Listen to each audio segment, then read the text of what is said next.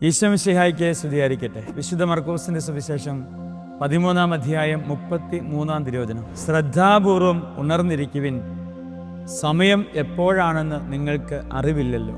പ്രിയപ്പെട്ടവരെ, നാളെ എന്ത് എന്ന ചോദ്യത്തിന് നമ്മുടെ എല്ലാം മുമ്പിൽ ഒറ്റ ഉത്തരവേ ഉള്ളൂ, അത് മരണമാണ്.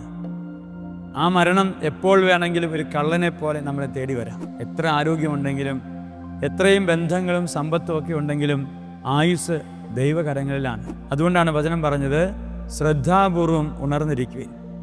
കാൽവരി കുരിശിലേക്ക് പോകുന്ന ഈശോനാഥൻ തൻ്റെ പ്രിയപ്പെട്ട ശിഷ്യന്മാരോട് പറഞ്ഞ മനോഹരമായൊരു പ്രാർത്ഥനയുണ്ട്. മക്കളെ, 1 മണിക്കൂർ നിങ്ങൾ എന്നോടൊപ്പം ഉണർന്നിരുന്ന് പ്രാർത്ഥിക്കുവിൻ.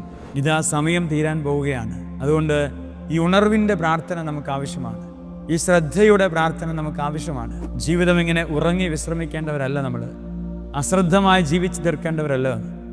ഈ നമ്മുടെ ദൈവം നമ്മുടെ കരങ്ങളിലേക്ക് ഈ ജീവൻ തന്നിട്ടുണ്ടെങ്കിൽ തന്നവൻ്റെ കരങ്ങളിലേക്ക് തിരികെ സുരക്ഷിതമായി എത്തിക്കാനുള്ള കടമ നമുക്കുണ്ട്. ആ കടമ പൂർത്തീകരിക്കപ്പെടണമെങ്കിൽ ശ്രദ്ധയുണ്ടാകണമെന്ന് വചനം നമ്മളെ ഓർമ്മപ്പെടുത്തുകയാണ്. മരണത്തെ ധ്യാനിച്ചുകൊണ്ടും പ്രാർത്ഥിച്ചുകൊണ്ടും ജാഗ്രതയോടെ ഈ കാൽവരി യാത്ര പൂർത്തിയാക്കുവാൻ ഈശോയെ ഞങ്ങളെയും അനുഗ്രഹിക്കണമേ. ദൈവം അനുഗ്രഹിക്കട്ടെ. ആമേൻ.